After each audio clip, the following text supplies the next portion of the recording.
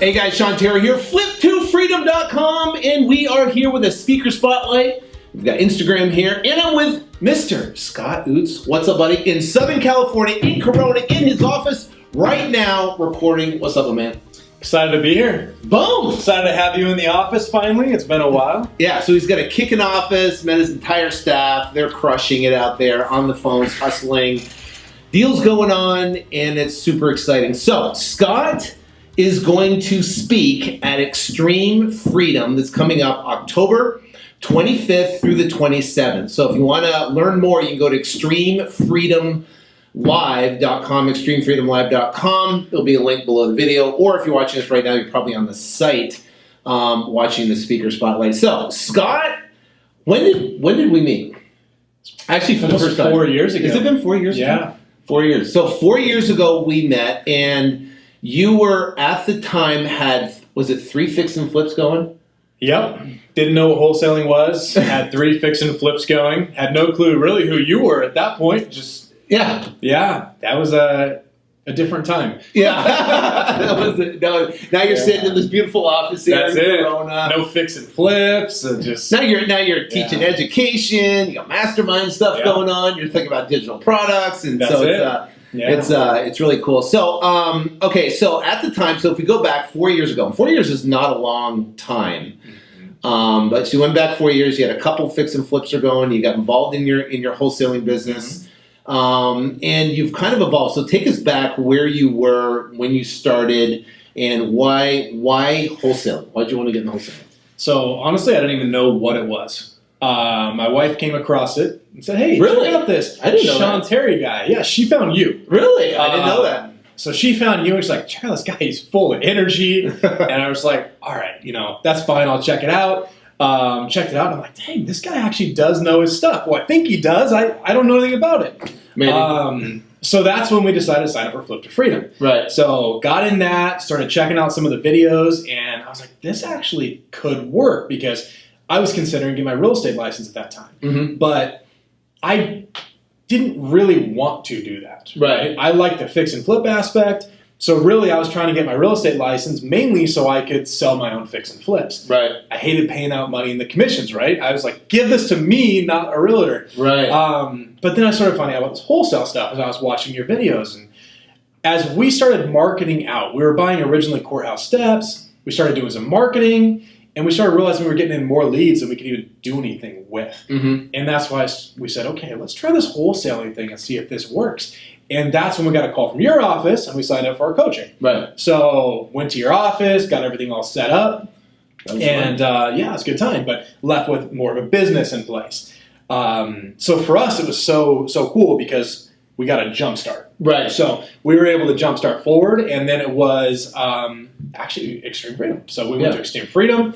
I was in the audience at Extreme Freedom, learning my stuff, and now going to being on the stage, which is exciting for me because that's an event that started me. Yeah. Right? That's an event that got me. I feel like I finally got somewhere. I'm going to literally speak on the stage at an event that helped me get somewhere. So, and then inspire everybody that's going to go there now to the event. They're sitting there trying to learn. So after that, so tell us about the first year. Yeah. So the first year, now, it wasn't all sunshine and roses. It still isn't. Yeah, it still isn't. I know people think, hey, when you've been doing it, you're crushing it. It's like it's still you still got hiring things and people happen. So tell me about that first year. Yeah. So what did you do for revenue that first year? So the first year we actually hit over $1 million. Yeah. So $1 million out of the gate within 12 months. $1 million out of the gate, crushing it, learning the business. So that's first off, guys, that's huge. He's also in Southern California. I don't know if you're ever going to do that, or maybe you'll never do that. I don't know. But obviously he's a rock star. He went out, took the information, applied it, and crushed it. So tell me about that first year. So someone right now, they're just starting out. They're going to spend the next 12 months if they're consistent with it. So tell me about that first year. How'd that work? It's not easy. I mean, so for us, I look at it and say, a lot of people getting started think that they can just jumpstart themselves to the finish line, right? Yeah. There's so much work and almost blood, sweat, and tears that go into creating it. And it's the same with any business. It doesn't just go up and up and up in revenue every single month. You've got the months where you're like, oh my gosh, we're done. There's no way we're going to pull ourselves out of this. And even in that first year where we did over $1 million, we still had those months where that negative was in front of the number. And I remember so many times looking at this in the beginning, just going, I don't know if we can do this. I don't know if we can. But we started realizing that instead of getting down on my mistakes, I need to learn from my mistakes. I was out there doing the acquisitions at that time. I had no clue what I was doing. Right. I mean, I had done sales, but I had never gone to into someone's house and tried to get them to literally sell me their house. Yeah. And it was a different mindset I had to have. And as far as the back end operations of the business, I mean, I was going to appointments during the day. My wife was answering the phone calls for the business. I remember that. She was like pulling out her hair. Oh my gosh. Now she's on Instagram. No, she's on Instagram doing whatever the heck Fitness, she wants. right? Yeah. She's not even in the office anymore. She does some stuff for the business from home. But when we started, we were literally in the same room in my house. I remember that. It was interesting, like being that close to working with a spouse in the same room all day long. I'm just like, oh my gosh. But we all started realizing at that point, one of our biggest challenges is because we had a home office, our home became work. Yeah. Right? So we'd leave what we call our office upstairs, go downstairs, and we'd still talk work. Yeah. And I'm like, we got to do something about this. So for me, separate. I wanted to get out. So that's why we decided we would, once we started having our profitable months, we started having income consistently coming in. I knew it was to the point we were going to have to hire somebody. And I didn't want to have somebody work from home. So we went ahead and got an office space, hired our first employee on, and it was challenging hiring someone on. But, that's the thing is, hiring to me still is one of the hardest parts of the business. Oh, yeah. Because you never know if you're going to lose someone tomorrow. You never know exactly how that person's feeling. You can have a great relationship with them, but they could still not like what they do. They could still not like the company they work for. And there's so many ups and downs when it comes to hiring. Right. Luckily, my first hire worked out pretty well for probably the first year, maybe. Then things kind of went south after that, and he's no longer with me. But the challenges you encounter in that first year of business, I don't want to just put out there and say you'll never encounter those again after the first year, because they keep going. Yeah. But you learn how to deal with them, and you learn how to get over those things. Yeah, right? You don't freak out as much and like, oh, my world's coming apart. I mean, I still have those days. Yeah. Don't get me there. There's still some of those days where you look at it and you say, oh my gosh, like how could all this go wrong? Right. We started learning even, year 4 in our business that when we have one problem, we typically have 5 that follow. Then the problems go away. And we're great. We're like, wow, this is fantastic. Then when the problem comes up, then 5 more come in. Exactly. And, we went from $1 million year, our first year, to just completing $1 million quarter last quarter. Wow. And to us... So $1 million a quarter. A quarter. That's huge. It's so exciting, what we're doing. And that first year was the hardest. Yeah. And the thoughts of giving up were there. I was ready just to be like, hey, you know what? Maybe I'll go back to what I was doing previously, just figure this out. But cell phones. Right? But for me, I didn't want to do that. Right. I wanted to have something different. I wanted to build something that I could be proud of. My previous business bored me so bad, I just didn't want anything to do with it. Right. So when we started dialing in our marketing, we started getting consistent. You keep hearing this over and over again. Revenue generating activity. Start focusing on those. Right. Start focusing on your consistency with marketing. As I've talked to people and started getting more into the space of helping people grow their business, I'm realizing people mail once and they stop. Right. And then they mail again when they have the money, 2, 3 months, 4 months later, but maybe a different list. Right. But the consistency comes from continuously mailing those things, right? Being consistent with those things. So when we started getting that balanced out, that's what contributed mainly to our first year in business. Success. Okay, so again, he's going to be speaking at Extreme Freedom 2019. That's going to be October 25th through the 27th. You're not going to want to miss them. Now, one thing you've been exceptional at, and that also has contributed to obviously your incredible, quarterly revenue, $1 million a quarter, is huge spreads. Yeah. Right. So, and we'll talk a little bit about it now, but you're going to dive more into it at the event. He's going to share some gems and some knowledge at the Extreme Freedom event. It's going to be amazing. So, what are some contributing factors to getting large spreads? Now we're in Southern California. I got to disclose that. So there, but interesting. We were just sitting in your office in a conversation. I was thinking your average house for the spreads you're doing were $600,000 to $800,000, but they're not. No, they're not. So we go in an area like San Bernardino County where houses can be under 100,000. Out to LA County where that same house could be 600,000-700,000. Right. So for us, I mean, the spreads we get aren't based just on the higher sales prices. The larger spreads happen on the lower ones as well. Right. So like a $200,000 house, we made a $100,000 spread on it.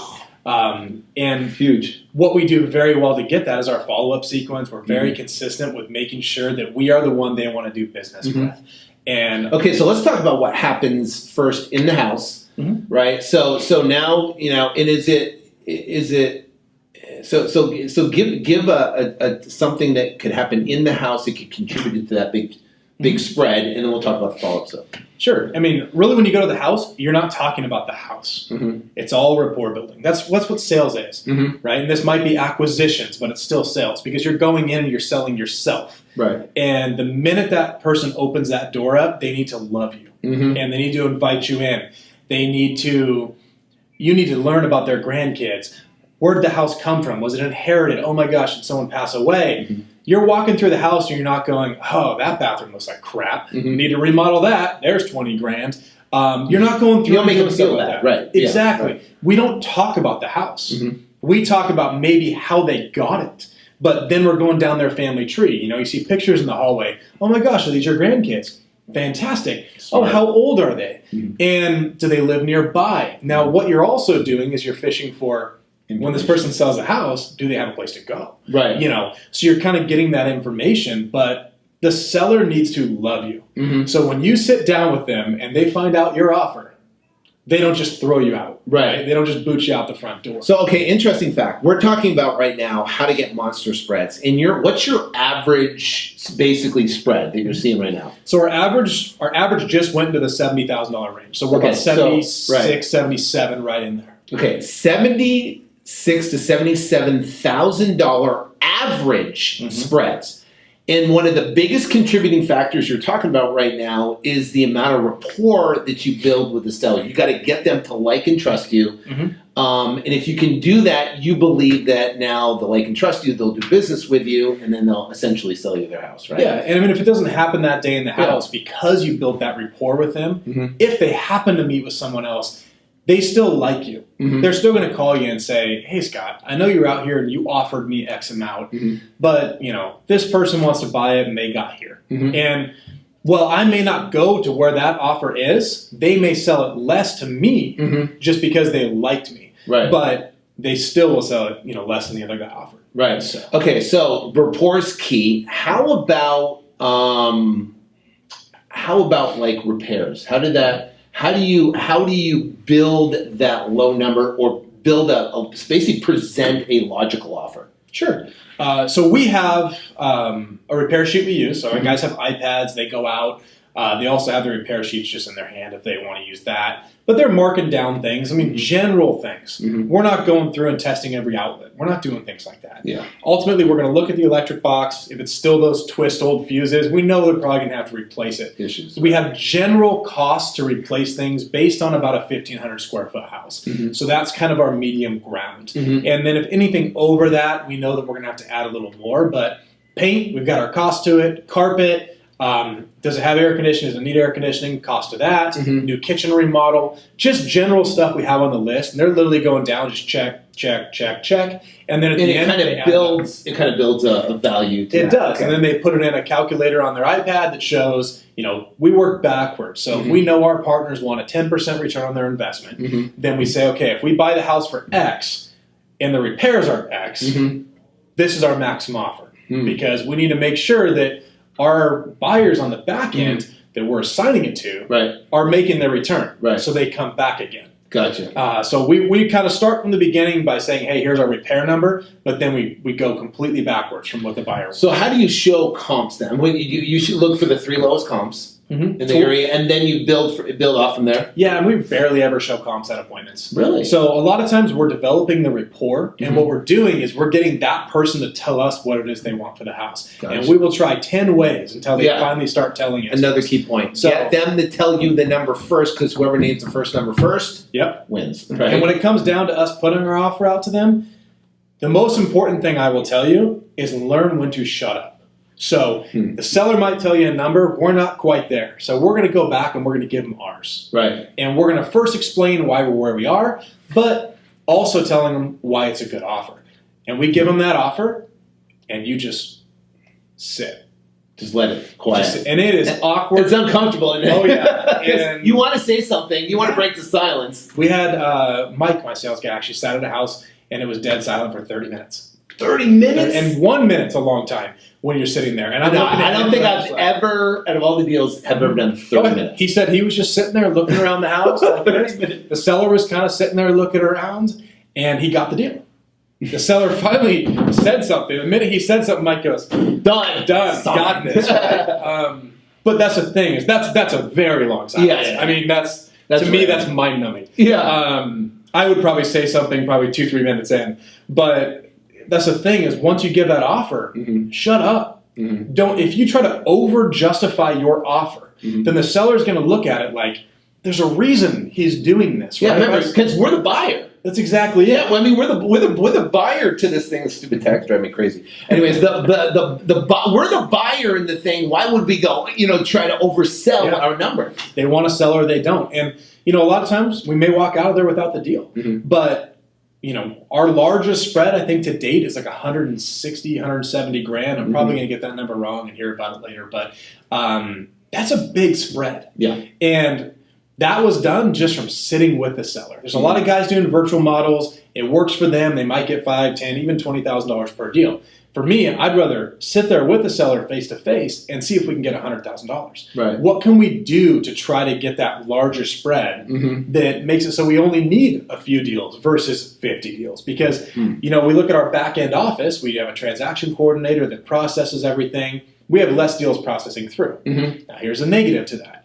If one of those deals falls through, bam, there goes. Yeah, you think a $5,000 deal hurts? Yeah, try a $100,000 deal. That you're expecting to close Friday, right? And it's bad. So there's positives and negatives to potentially getting a smaller spread and getting more deals, or a bigger spread with less deals. Can I drill down on something you said that was really important? Sure. So you don't show comps. Yeah. Now that's controversial. What most of the industry, which pretty much I teach mostly, is to actually show comparable sales. So explain that, because I'm really interested in hearing that. So I know when coaching with you, we got the 3 lowest, the 3 highest, and we still will run comps within our office. Just so you understand where the because we have to know where our office is going to be.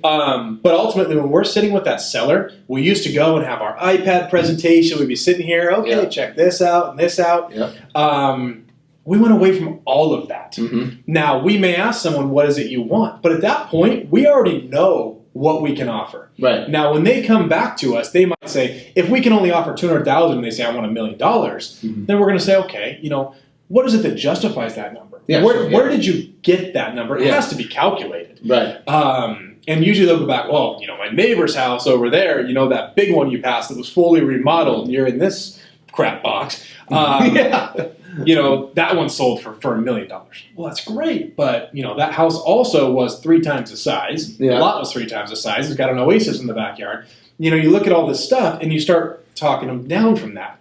Now, we may say to them, hey, I also did see a comparable that sold for around $400,000. But it's not physically showing 3 comps and then be able to.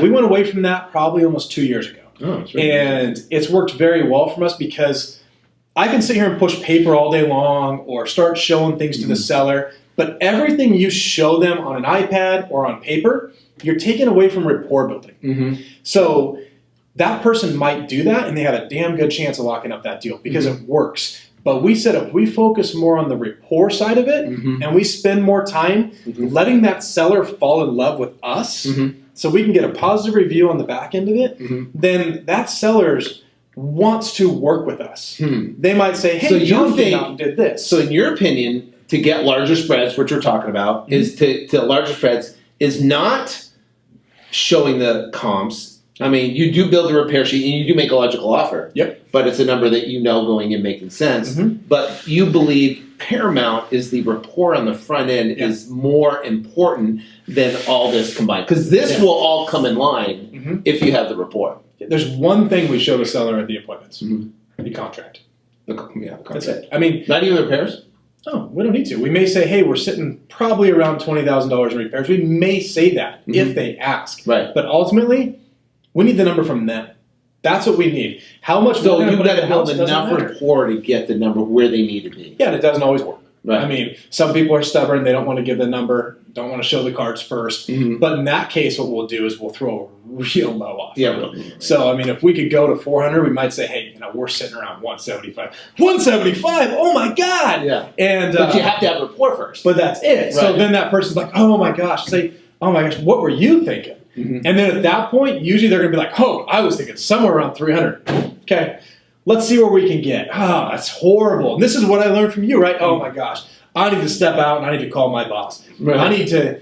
We integrated our two systems, and I said, I need to step out and call my boss, see what's going on. Wrong, right? Yeah, and literally they're calling nobody, and they're sitting here. Oh, but they want this, and I think we can get this done for them. No, just arguing with themselves. Then they go back, and you're standing in a place they can hear you. Yeah. And leave the door cracked, whatever. Put your phone on silent so it doesn't ring while you're doing it, because that'd be a little embarrassing. But go back in, talk to these people, and say, oh my gosh, so you want 300. My boss is literally sitting around 270 now, or my boss wants it lower. But if I get to 270 today, better to ask for forgiveness, right? Yeah. Let's just get this done. If I leave here, there's no way he's going to let me come back to this number. So if I can get you to this number right now, can we get it done? Knowing that I may not be here tomorrow, right? And I'm going to make nothing off the deal. Can I get this done for you? And that's when you get their signature. Right. And then you're leaving going, whew. Because now it was, you were at 400 max. Yeah, exactly. And then there's your $100,000 spread. Yeah, then there's your $100,000. And that's not every deal. Yeah, so I don't want that to come across that every single deal is that. We have deals, we closed one a couple weeks ago, it was $5,000. Yeah. I mean, we'll take it. That's fine. But our average is up there. Our average is in the 70s, and, we have some that have gone over 100,000. So, I mean, it happens. You have wins, you have losses. So if you guys are out there getting deals, don't think you're failing by getting 5,000 or 10,000. Yeah, and every market's different. Our average spread is $18,000 in our market. $18,000 in Phoenix, and you're doing $300,000 in revenue. $300,000 in average houses. Ours are about $150 to $200. Yeah. But still, you got a $200,000 house. You got a $100,000 spread in. Yeah. Now we did a $200,000 house last week. Did an $80,000 spread on. It happens as part of it. Yeah. But it's not all the time. It's definitely not average. Average for us. So that's interesting. And I think we're going to actually test that. We're going to test that in our model and test that. We do a big emphasis on repair, but when you are showing comps and having an iPad presentation, you're kind of following that system. It does take away from that, that personality. With that rapport building, though, a lot of times people will actually tell you what needs to be repaired because you're pulling them away from talking about the house, but they're thinking in their head, "Wait, you're here to talk about the house." Yeah. So they might grandkids. They're tearing their own house apart, but you're just, "Oh yeah, I can see what you're talking about." Anyway, so about your grandkids, and you go back to it, right? And they might say, "Oh, this kitchen, I know it needs some work. I've always wanted to remodel it." Yeah. Because one of the good questions you can ask someone is, what is it you've always wanted to do to this house? And a lot of times they come forward with those things. And they're going to say, well, hey, I've wanted to remodel the kitchen or that master bath. It's just horrendous. Right. Oh, yeah, I can see what you're talking about. It looks great, but it could use some updating. You never put it down. Right. But they'll start tearing their own house apart. Right. And then if they start asking about what will you do to the house, one of the things I love saying to them, which is a good selling point, is, well, it sounds like you've always wanted to do some things to this house. How about, let's get this done. Let's get past all this.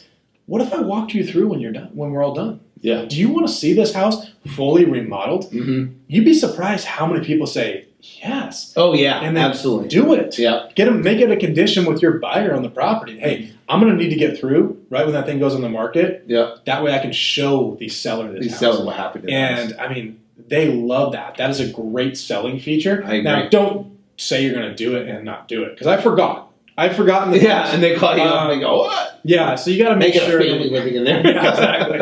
Just kind of break in the window real quick. Hey, let me walk you through. But no, I mean, make sure you do what you say you're going to do. Right. That's the most important thing. Do what you say you're going to do. Right. So don't commit to something you cannot do. Right. We're not out here to lie. So if you guys are watching right now, we are doing a speaker spotlight. Scott Oots. I'm here in Southern California, in Corona, California, and he's going to be speaking at the Extreme Freedom event in 2019, October 25th through the 27th. And he's going to be talking about all sorts of stuff, scaling, and part of that is actually getting big spreads, which he's been talking about right now, which is awesome. He's going to dive a lot deeper into the subject at the event and drop a bunch of cool stuff. So, okay, so what is your hobbies? Oh man! If you're like me, it's like work. I love it. I work a lot. Like it sounds weird to a lot of people out there probably, but I love starting businesses. So that's what I've been doing. That's a hobby of mine. I like off-roading. I like doing things like that. I've got a RZR we take out to the desert, and we just do that. So we've got a big trailer the RZR fits in now.